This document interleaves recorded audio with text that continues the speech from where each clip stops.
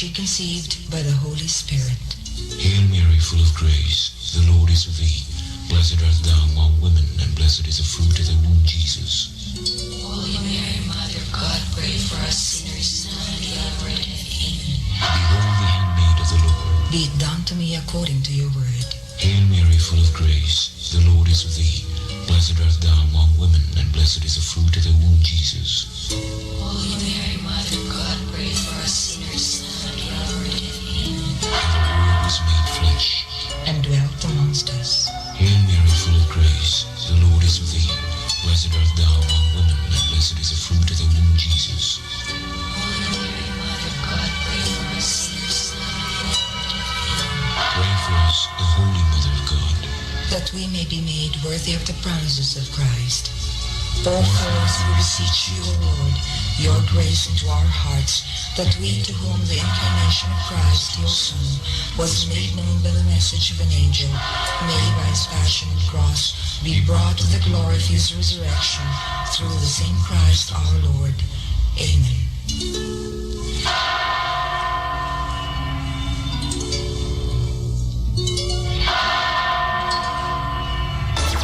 DXTV di Polo Radio Ronda.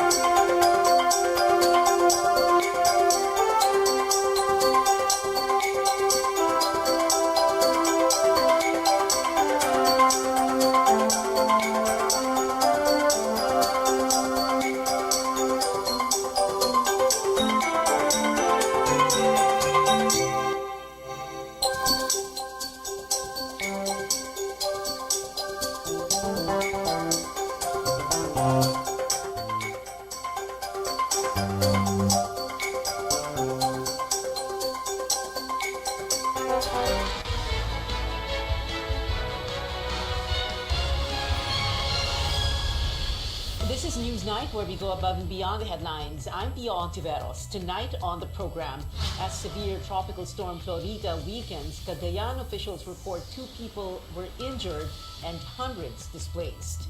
After detecting the country's 4th monkeypox case, the health department says it is not yet enough to declare a local transmission of the viral disease. And these never-before-seen images of the largest planet in the solar system, NASA has released new photos of Jupiter.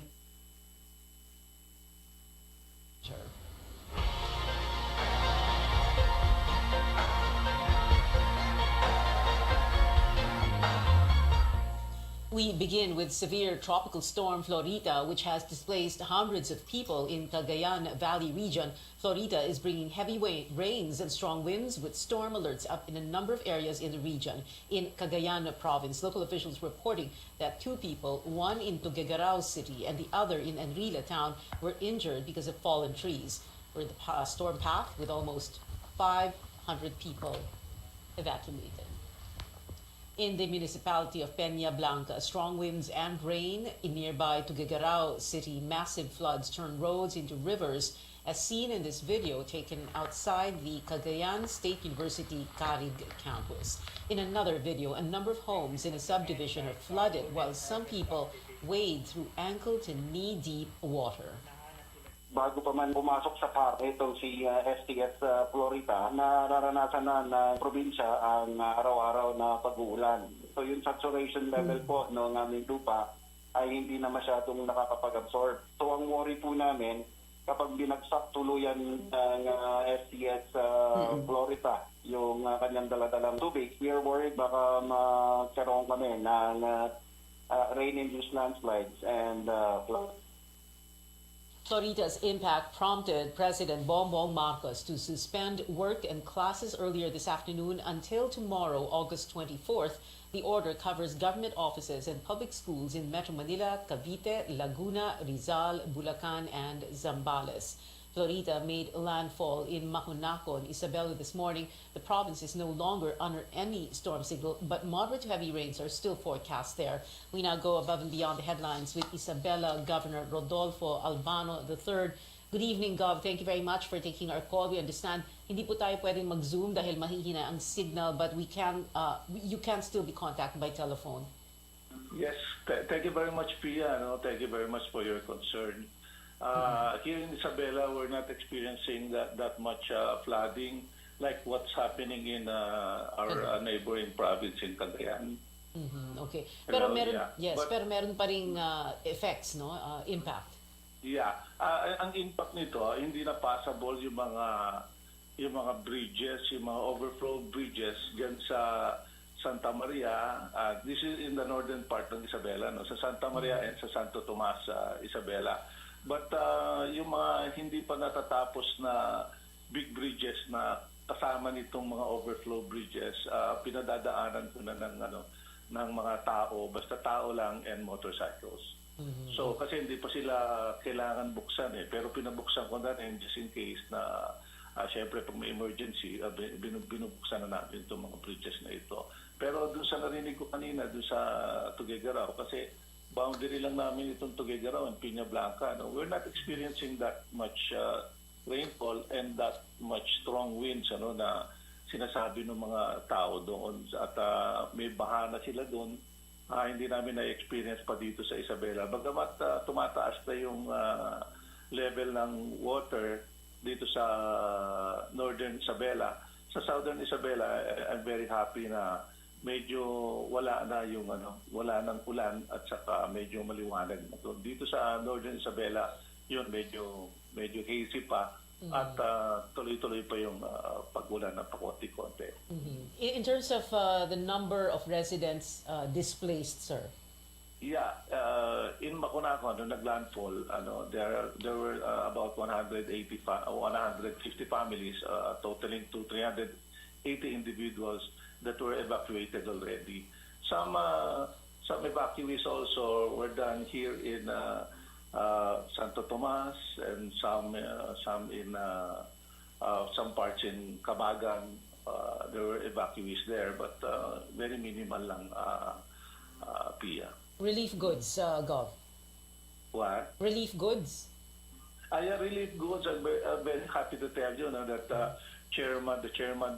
newly appointed chairman of PAGCOR will deliver tomorrow as promised, as he had promised me, as he had contacted me kanina this afternoon lang. He promised to deliver about 24,000 relief goods. Well, maybe some of that will be given to our coastal towns, and some I'll be bringing it to Tuguegarao, Cagayan. Kung hindi namin gagamitin dito, Pia. Kasi syempre sharing na lang kami sa mga kapitbahay na nadadamay dito sa bagyong ito. No? Surprisingly, Pia, last Sunday, nagkabahan na rin kami dito because of heavy downpour of torrential rains and in the municipalities of San Manuel and Aurora. Na nabutas yung mga canals and yung mga lumang creeks na hindi makadalo yung tubig, yung creeks na biglang napuno and umapaw doon sa mga rice fields, nagkaroon ng baha dyan sa dalawang municipalities. Pero as of now, okay pa kami.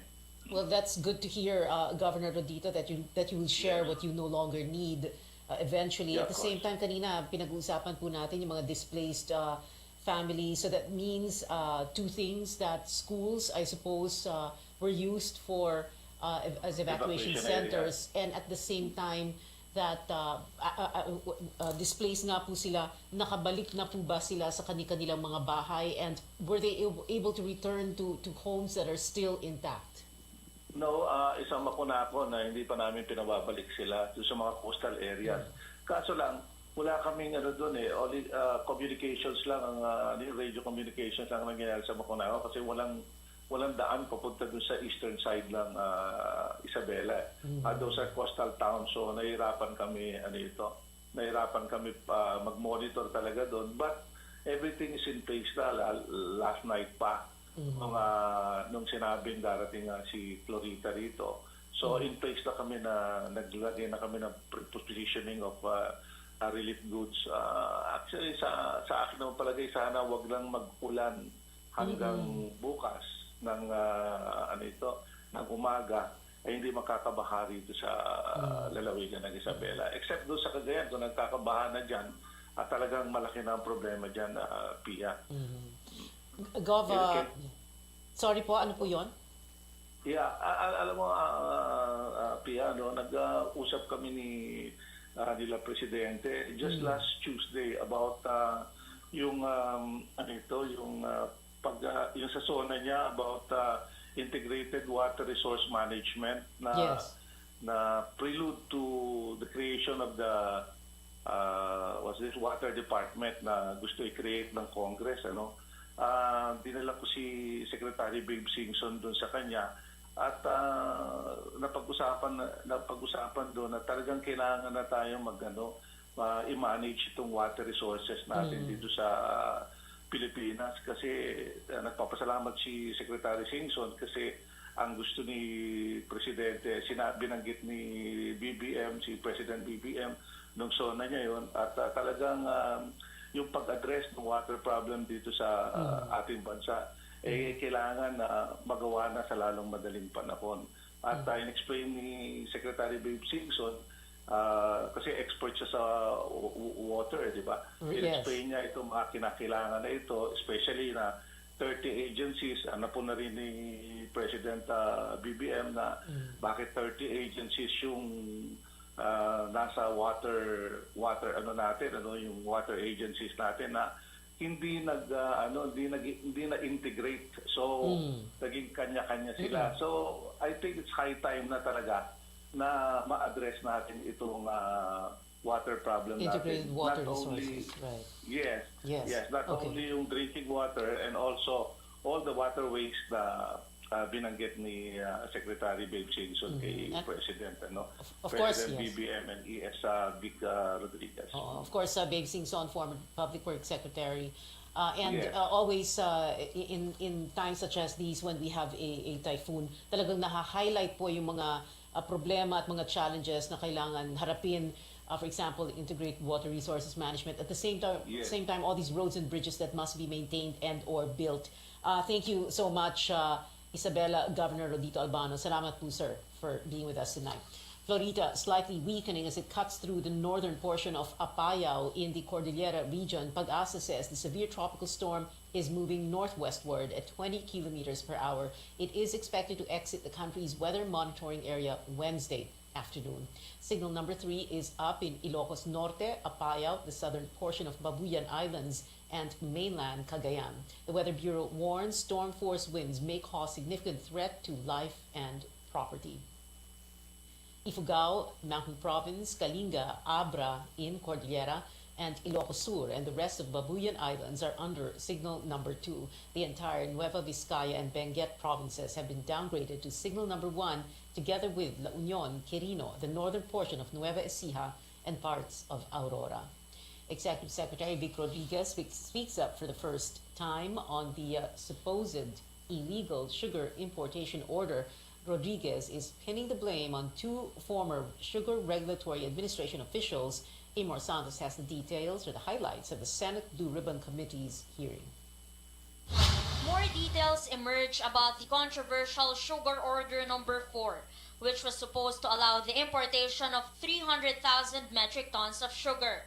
Executive Secretary Vic Rodriguez admits to receiving a draft order on August 5th and that he did not respond to queries made by then Agriculture Undersecretary Leocadio Sebastian thereafter. And the message contains, and I quote, Good afternoon, ES Vic. Any instruction from the President after his meeting with SINAG on sugar and on fertilizer for farmers? Thanks. I purposely did not answer him dahil wala pa pong tugon ang Pangulo sa tatlong bagay na ito. When the order was released anyway, Rodriguez says he confronted Sebastian and the other signatories. Sebastian insists he was authorized to sign orders on behalf of the agriculture chief, a position also held by President Bongbong Marcos. Although he failed to ask Mr. Marcos about sugar order number 4, he says he acted in good faith in the face of a looming sugar crisis. If I don't act, I could be reprimanded or something like that. But if I also act, that's also the risk, Your Honors. Sa pulis at sa military, maraming namamatay sa maling akala. Pag nag-assume ka ng nag-assume, ay talagang lives are at stake. Senate President Meek Subiri says the bags of sugar seized by authorities in local warehouses do not paint a picture of a shortage.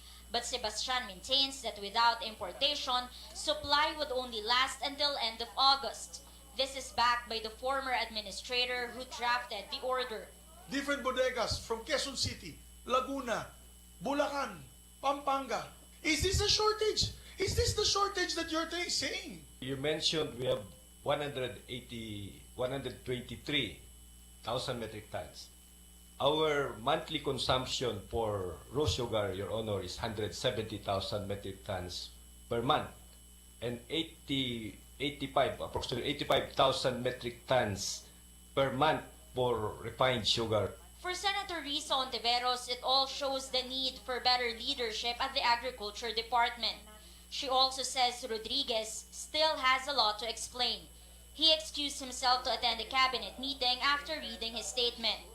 This was not only about one man misinterpreting intent and acting outside powers. Ultimately, this is the fallout of a messy, haphazard bureaucracy. The Senate Blue Ribbon Committee approved a motion to recall the Executive Secretary to the next hearing. Newly appointed SRA officials will also be invited. Amor Santos, CNN Philippines. Consumers are facing limited supply of sugars in the markets, but the Agriculture Department says this may change in the coming weeks as the government is eyeing to bring in supply from neighboring countries. Chrissy Di Matulak reports. BB Cruz recently increased the pricing for the rice cakes he is selling. From 10 to 40 pesos, he is selling it now at 20 to 50 pesos. Sugar is a main ingredient for BB's rice cake. He has no choice but to buy sugar despite its current steep price. No, itagaan na lang para may paninda ka lang. Ganun na lang talaga. Tigaan na lang kung kailan bababa. In wet markets, there is little to no supply of white sugar. Consumers and vendors alike are bearing the brunt of this situation. Kasi nagtitinda po ako ng mga merienda, gumagamit talaga ako ng asukal, pero ngayon, hindi na kasi bihira na, tapos ang taas pa. Sobrang mahal, hindi mo na ako kumukuha pag bumaba na lang uli. Consumers are hoping authorities would be able to address this apparent sugar shortage. According to the Agriculture Department, the President is in talks with companies abroad to supply sugar to certain supermarkets in the country. This could tame the price of sugar to go as low as 60 pesos. 150,000 ang in-approve ng Presidente. Ito is sa mga producers like Pepsi, Coca-Cola, Alaska, Nestle, and others. 75,000 metric tons noon. The other 75,000 will be distributed equally by SRA to different entities that are getting it, like supermarkets, mga nagtitinda sa palengke. Some supermarket retailers are selling sugar for as low as 70 pesos per kilo, following an agreement with the President. However, Stephen Kua from the Philippine Amalgamated Supermarket Association deemed it unfair, saying common retailers should have the same opportunity. We find it a bit unfair that the other retailers are not given that opportunity to sell sugar at 70 pesos a kilo, di ba? Kasi syempre, medyo kakainin din ang market namin yan, mapupunta dun sa big three. The Agriculture Department said the country is eyeing to import sugar from neighboring countries like Thailand in order to have enough supply until the end of this year. The agency also said that an increase in the production of sugar for next year will be ensured to avoid such shortfalls. Chrissy Di Matulak, CNN Philippines. More stories up ahead. Rainbow auroras, giant storms, and far-off galaxies are on display in NASA's latest images of planet Jupiter. Keep it here on News 9.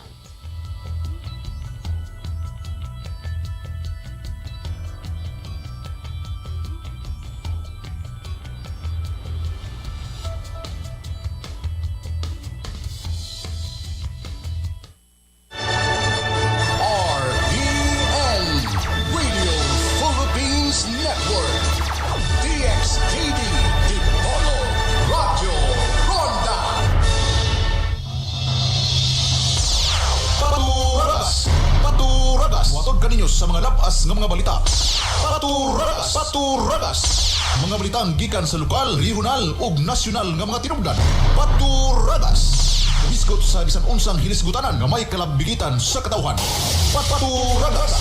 Inyong mabati din hilamang sa RPN DXKD Dipolo 1053 sa dial sa inyong mga radyo. Ang tulmanong Paturagas, inyong mabati matag alas 9 sa buntag, Lunes hangtod Biyernes. Mga higalan namong suking tigpaminaw, maayong adlaw kaninyong tanan. Ang DXKD AM Station RPN Management Dipolo.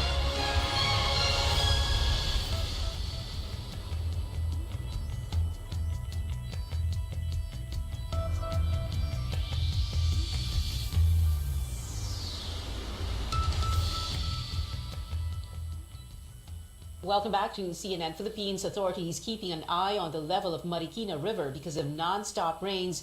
Paige Javier joins us live from Marikina City. Paige, what is the very latest?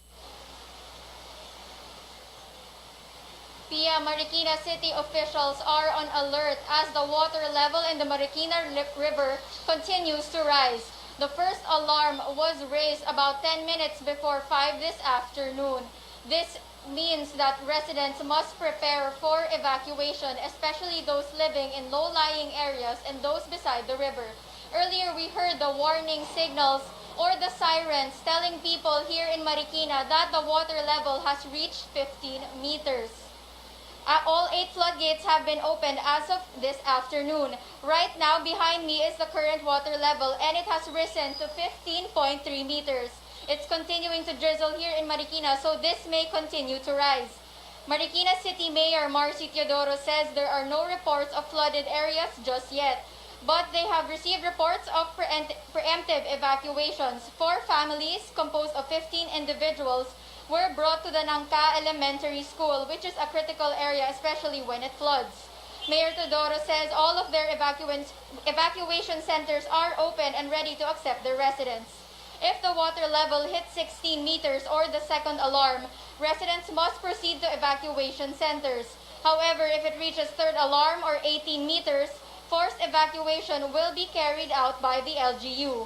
Earlier, we also monitored rains in large parts of the metro. In Talayan Riverside in Quezon City, a netizen captured via time-lapse video the rising flood waters in their area between 12 p.m. and 1 p.m. Residents say that flood has already subsided. We'll keep monitoring the situation here in the Marikina River area. Back to you, Pia. Paige Javier reporting live from Marikina. The Education Department coordinating with schools affected by severe tropical storm Florita. Classes in public schools have been suspended today in Metro Manila and surrounding provinces, as well as in Zambales and Bataan. Some local governments postponed the first day of face-to-face classes yesterday, while students in some areas waded through flooded waters or streets. We will again come up with updates and maybe perhaps come up with a plan once we've discussed everything with the school and we assess the situation, para po hindi naman maging parang lugi ang mga bata na to at mawalan sila ng sufficient time in terms of school time. We will be assessing the students, meaning we will be giving them assessments so that we will be able to profile our learners and cluster them accordingly para po dun, because what we are targeting to do is to identify saan yung mga learning gaps ng ating students at dun mag-focus. For the DepEd, school opening went smoothly. The agency says it has identified schools that lack desks and armchairs and is looking to hire more teachers. Some public schools in Cebu province still recovering from the impact of Typhoon Odette roughly 8 months ago, with hundreds of classrooms still unfit for learning. In one of the biggest schools in Cebu City, the APAS National High School, 14 classrooms were damaged or have no roofs. The principal says the Cebu City Schools Division has yet to provide funds for repairs. Meanwhile, DepEd addressed a viral video taken by a newspaper reporter inside a school in Manila. The video shows grade 7 students of the Jose Abad Santos High School seated on the floor. The caption stated that chairs inside the classroom were not enough for all students. DepEd spokesperson Michael Poa says the agency is aware of the incident, with the regional director immediately taking action. We are admitting may shortage naman talaga nationwide tayo sa mga classroom facilities. No? However, in this particular case, Ang sabi po nila sa akin is wala daw shortage. So dito po sa Jose Abad Santos, there are enough chairs because the needed chairs were supplied from Carlos P. Garcia. Jane Bautista, the Philippine Daily Inquirer, says she and her editors are standing by their story. She says she only reported what she said was a lack of preparation and had no intention to malign DepEd or the school. The health department cannot confirm yet whether there is already a local transmission of monkeypox. That is after the country recorded its fourth monkeypox case in a 25-year-old patient who had no travel history. Health officer in charge, Maria Rosario Vergere, says none of the 14 close contacts showed symptoms, traveled overseas, or were exposed to someone who did. We are still trying to backtrace, verifying information so that we can establish the source of infection. And that is the only time that we can tell you and confirm to the public if this really is a local case or not. The DOH has now identified 18 close contacts of the second monkeypox case, of which 17 are health workers. Only the health worker who took care of the patient is considered at medium risk for infection. Meanwhile, all 17 close contacts of the third monkeypox case have not shown symptoms, but they are still in quarantine. The House leader says funding for the Philippine General Hospital could still increase after its proposed 2023 budget was slashed by nearly 900 million pesos. House Appropriations Committee Vice Chair Stella Kimbo says the budget for PGH could change as Congress tackles the General Appropriations Bill. The University of the Philippines has proposed 23 billion pesos for its hospital services next year, but the budget department only allotted 5.4 billion. Ang PGH ay isa sa recipient ng mga amendments na nangyayari. That happens almost every year. Kaya kung mababa ang NEP, wag muna tayong maging sobrang concerned. Kasi magagawan pa natin yan ng paraan. The Makabayan bloc slams the budget cuts for UP and PGH, saying this shows the administration's misplaced priorities. The Appropriations Committee will begin hearings on the 2023 proposed budget this Friday. A lawmaker questions what she calls exaggerated budget of the Commission on Elections if the Barangay and Sangguniang Kabataan polls are moved to December next year. COMELEC estimates it will need up to 18.4 billion pesos, more than double the current funding. Electoral Reforms Committee Chairperson Senator Amy Marcos says the increase should only be at 15%. But COMELEC Chairman George Garcia explains it needs funds for more precincts, supplies, and personnel. The Senate panel asked COMELEC for a more detailed breakdown of its budget. We really have to get the numbers that Senator Bina is requesting kasi nalilito na kami. Nung nag-compute kami ng worth nung exemption that was vetoed, nasa 140 million lang. Kaya nagulat kami kung bakit na-veto dahil maliit lang naman. Pero ngayon sinasabi ninyo up to 5B.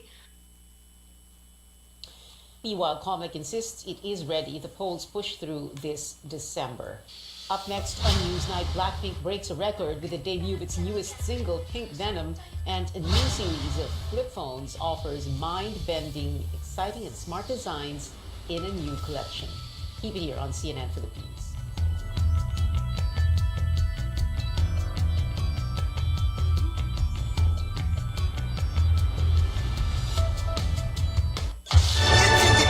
RPN Radio Philippines Network. DXKD Dipolo Radio Ronda. What's in? What's in? What's in? Inyong mabati ang mga bagong urog karon sama sa beauty tips, healthy tips ug uban pang hilisgutanan nga angay natong masayran. What's in? What's in? Magchika usab kita apil na ang mga intrigang mga panghitabo ning panahon karon. Tala na magchika tayo aning atong programa karon. What's in? Inyong mabati sa RPN DXKD Radio Ronda. Just 53 kilohertz sa dial sa inyong mga radyo ug inyong makita sa DXKD Facebook page, YouTube ug sa Twitter. Inyong mabati matag alas 4 hangtod alas 6 sa gabi. What's in? What's in? What's in?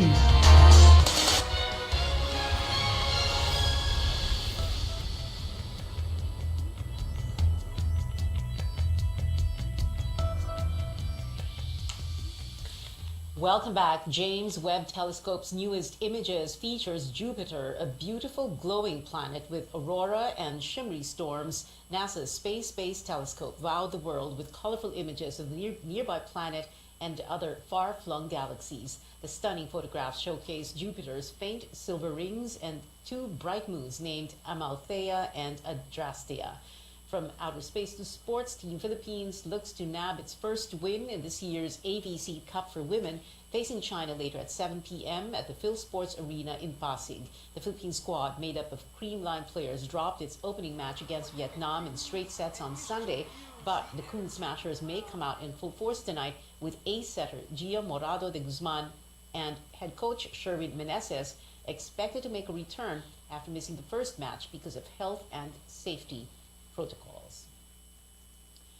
Blackpink's hit new single Pink Venom enjoyed a massive opening day as it hit the #1 spot in streaming platforms. It is the most watched music video of 2022, according to online streaming platform YouTube's first 24-hour view ranking. With a staggering 90.4 million views on its first day, Pink Venom is the group's biggest music video debut so far.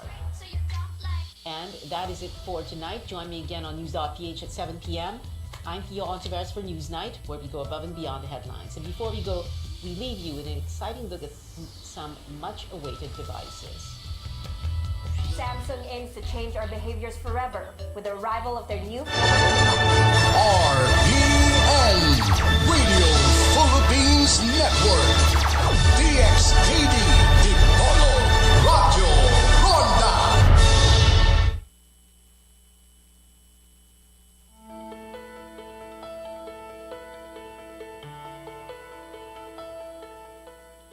Travel and change of place impart new vigor to the mind.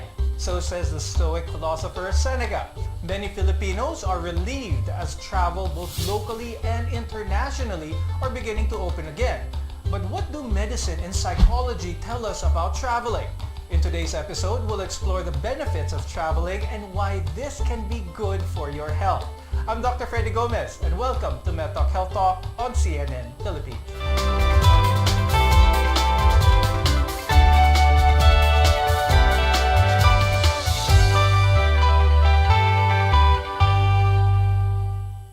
Our guests are here today to give insights on the health benefits of traveling.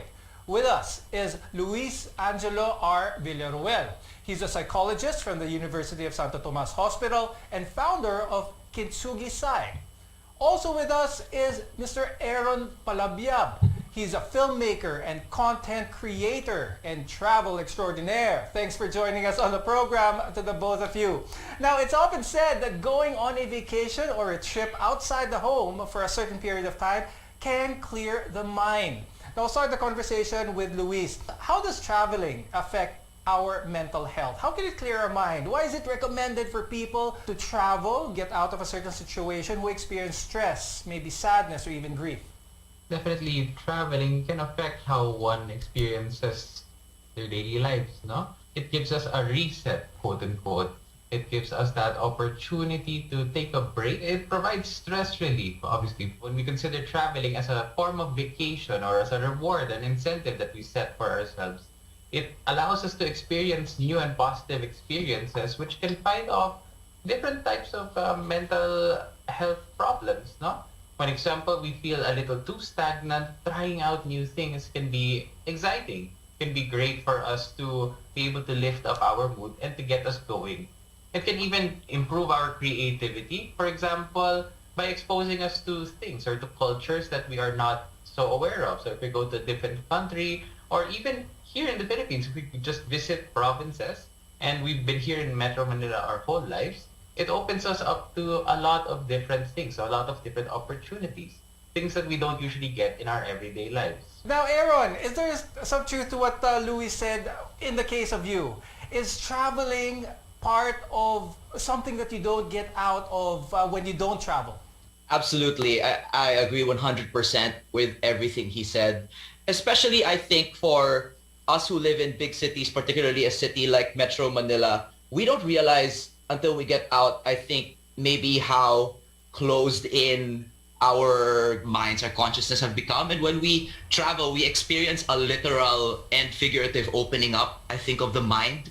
We see new possibilities, we're able to break old patterns, and that just opens up the doors to growth, I think, in terms of what you get out of travel. And I think that's why it's such a rich experience. That's something that I, and I'm sure our viewers, long to achieve whenever we do travel. Now, because our bodies are designed to move. That's why psychologists recommend exercising so our bodies can produce happy hormones. Now, Luis, how does going on a trip manage our risks of, say, depression or anxiety, or overall, how can it manage our mental health? So when we talk about depression, it's the more common one is stagnancy. That's the more common feeling that people experience. It's like we're unable to do things, or we are helpless to do certain things. So traveling gets us out there, gets us moving. As one of the things that us psychologists, we actually recommend for people who have depression is to just get moving, to find a point where one can start moving. And traveling in itself can become that starting point for certain people. Because when you feel like you're in a spiral or you're in a rump, it's kind of hard to find or identify that starting point at times. But when you have a reset, like for travel, it gives you that opportunity. But other than that, even just the physiological things that we go through when we travel, the sun, being outside, being on the beach, allowing yourself to be out, unlike us usually being stuck here in maybe feeling some cabin fever, the sun helps us produce those happy hormones you were talking about, some serotonin, which can help boost our mental well-being. And actually, in 2013, a study by the American Psychological Association also claims that sojourners, or people who stay away from home temporarily, are less emotionally reactive to day-to-day changes, improving emotional stability. Aaron, does that apply to you? Do you think traveling has been able to make you a calmer person, a more chill person, being able to react to day-to-day stresses in life better? That is really 100% accurate. And it's not just an instant thing, it is a process. Because, when it comes to anxiety, personally, I'm kind of an anxious person. I would say I'm more anxious than most people you would consider adventurous. But I think what travel teaches you, especially if you go on an extended trip to somewhere really unfamiliar, the further you get out of your comfort zone or out of your routine, the more you deal with situations and the more you realize that you can overcome situations. And it's this mindset and practice of overcoming maybe unexpected things that I think can slowly help you overcome your anxiety when dealing with anything in life. You can say, I went through this in this isolated place in the Philippines or another country. I can get through what I'm going through today. Now, Luis, a lot of people who aren't as well traveled, let's use Aaron as an example, may see traveling as a cause for stress, as a cause for anxiety, especially for the one who is paying for the travel itself. How can you reconcile that? How can traveling, once again, be something that is not stressful, that is not anxiety-driven? One of the things that you could do is actually adjust the way that you are looking at this trip. Not necessarily by the fact of how much it costs, because that's not going to change inside your mind. But for example, leaving work at home, being able to leave these things behind as you go on your vacation or your traveling trip, making sure everything at home is okay before you leave, so that you don't have to think about them while you're on the trip. Now let's talk about relationships and how travel can affect a person's relationship with either their significant other, a family member, or even a friend. Now, Aaron, when it comes to traveling, do you think your relationships with those people around you, do you think it strengthens them, or does it bring out the worst in people whenever you're in a situation where traveling to a new place is involved? That is such a good question, because it can go both ways. But I think in the best case scenario, where you're able to travel with a proper mindset and an open mind, it will lead to growth and realization and ultimately, I think, more emotional maturity. And I think when you bring that back to your loved ones, you should be a better person for it, and as a result, have better relationships with the people around you. So the benefits of travel don't end when that trip ends, but it can foster for a long time after that. But don't pack your bags yet. There are still some possibilities that traveling may not be the best option for your mental health. We'll explain right after the break, so stay tuned. This is Med Talk, Health Talk.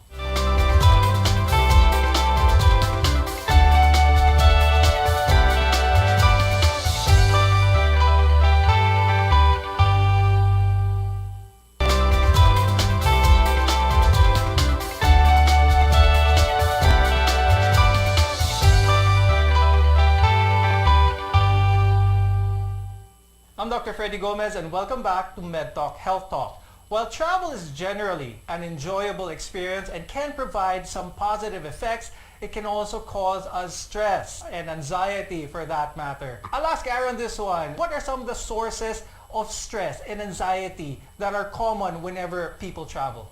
Okay, I can actually boil this down personally to two because despite how much I've traveled, I still feel a lot of travel anxiety. The first source of stress is just, I think, in transit. Riding planes, going through immigration, customs, that always gives me anxiety. Just the crowds at the airport, all of the checks, all the delays that could happen. And these are things that we don't really control and things that we just have to accept that, you know, when I'm going to travel, this is the price of traveling. The second is inherent in travel as well. It's just when you travel, especially if you go on an adventure, unexpected things happen. That's what an adventure is. And in terms of that, I think we have to change our mindset and treat that as good stress, like exercise and stress that will help us to grow and become better travelers and better people. With COVID-19 restrictions on traveling loosening up as we approach the latter half of the year, it is understandable that people who stayed at home for the last few years can feel uneasy when traveling during the pandemic. In some cases, the thought of going somewhere new is enough to give someone anxiety and may be a trigger for some when traveling. Now, Luis, how has COVID-19 affected traveling in regards to people's mental state when traveling today? People in general, no, or the entire populace has become a little more introverted lately, in the sense that we've kind of forgotten, not necessarily forgotten, but having difficulty interacting or connecting outside. So sometimes trying to exit these comfort zones may be difficult for some people when they would want to travel because they've been so used to their home. It's just a new adjustment period again for certain people. For others, it's a great experience, but for others, it might be a stressful experience altogether. Now, Aaron, with this pandemic with us, and hopefully we're at the tail end of it, has it affected your outlook whenever you do set a trip to travel to? Are there extra precautions that you take? Are there certain places that you try to avoid because of COVID-19? I would say not so much because of COVID-19 specifically, especially because other countries are much more even liberal than us when it comes to their policies now. But I think the important thing with regard to the pandemic's effect is we have to be even more studious now. We have to be even more prepared. We always have to look up what's required because there's more things that we need than before in terms of documentation. We need to know more what to expect. So I think it's extra effort in preparing for the trip and making sure that we don't get caught out somewhere without all of the requirements and all the precautions we need. So I think a key factor there is being prepared, which we'll be talking about later on in the show. Now, Luis, how about people who were anxious already about getting sick, having germophobia even, before the pandemic started? Now that the pandemic is a fact of life, how can that not be a hindrance to them being able to get out of their house? When we were talking about these fears now, maybe fears of getting or catching something, maybe COVID or maybe something else, no? We just have to first off prepare. Like, we know that there's a pandemic going on. So we just have to prepare first off, like constantly wearing our face masks, washing our hands, no? Making sure that we are doing these things as part of a habit. And once we feel more secure knowing that even if there are risks in exposure, so long as we're following the proper protocols, we're following the proper procedures, it gives us that sense of confidence in being able to still do other parts of our life. COVID-19 is really going to become a part of our life now. That's why we're here in the new normal. So it's just something that we just have to accept as part of our lives. And so long as we are maintaining social distance and at the same time following the protocols, then generally we should be fine. Now, Aaron, I'd like to ask you, since you're a seasoned traveler, I see that you travel different modes, not only by automobile, but you travel by motorcycle as well, which may limit what you can carry. So when it comes to your health, what are some of the basic things that you do carry with you wherever you go? Well, definitely in terms of health, of course, there's always the hand sanitizer, all the alcohol. I always have sets of extra masks and also a reusable mask because, again, in the course of travel, especially by road, you can easily lose your mask. But definitely, I always just carry a little pouch that has a lot of the most essential meds I might need, meds that will really be important to provide relief. For me, it's my antihistamine. It's a little bit of painkiller, stuff for headaches, stuff for feeling car sick. Also lots of water, definitely. And with that, I haven't really faced a situation. On motorcycles, you definitely need the first aid kit also. So definitely a form of hydration anywhere you go is a plus. Now, traveling isn't a universal solution. Traveling can be a good experience, but going through with it in the hopes of it curing your mental health isn't guaranteed. When we return, we'll give you some tips on what to do before you take that next step out the door. We're your partner in health. This is MedTalk Health Talk.